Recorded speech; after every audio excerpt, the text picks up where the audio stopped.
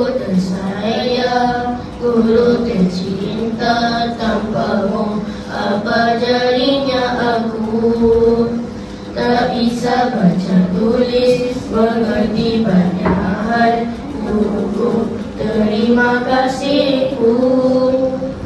Assalamualaikum warahmatullahi wabarakatuh. Saya Ahmad. Saya Fayat. Anda bersama kami di dalam podcast santai bersama Syakib Masih daripada Sekolah Seri Al-Ummah. Assalamualaikum. Sihat? Selamat datang ke sekolah kami. Jom kami. Jom sana. Untuk pengetahuan kawan-kawan, pada tanggal 12 hingga 13 April, kami telah terlibat di dalam program Gerakan Masa #Terima Kasih Cikgu yang dianjurkan oleh KPM dan telah dirasmikan oleh YB Menteri Fadlina Siddiq. Betul tu. Pada program tersebut juga, tema Hari Guru 2025 telah dilancarkan. Kawan-kawan tahu tak kenapa program ini dianjurkan? Program ini dianjurkan kerana membagi kita untuk penghargaan guru yang telah mendidik kita semasa dari kita kecil. Betul tu. Tema tahun ini, Guru Pemacu Reformasi Pendidikan. Siapa tahu kenapa kita kena menghargai jasa guru? Mereka telah mendidik kami daripada kecil dan saja utama. Bilakah Hari Guru disambut di Malaysia? Pada bulan Mei. Boleh tak kami dengan kawan-kawan di luar sana nak tahu, ada tak guru yang kamu sayang dan kenapa kamu sayang mereka? Kenapa? Sebab dia tegas bila orang malas, dia selalu tegur orang. Cikgu Afrika.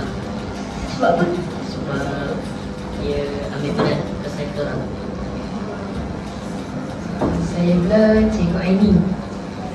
Sebab Cikgu Aini ni dia macam ambil berat lah. Macam kalau dia tak sihat ke apa, dia tetap datang tak. Cikgu Aini. Apa pengalaman lucu anda dengan guru? Saya rasa macam bergelak tahu dengan cikgu lah. Best betul lah. Kalau korang diberikan pilihan, korang nak bagi hadiah apa kat cikgu korang waktu sambutan Hari Guru? Hadiah apa yang korang rasa cikgu korang mesti suka? Duduk.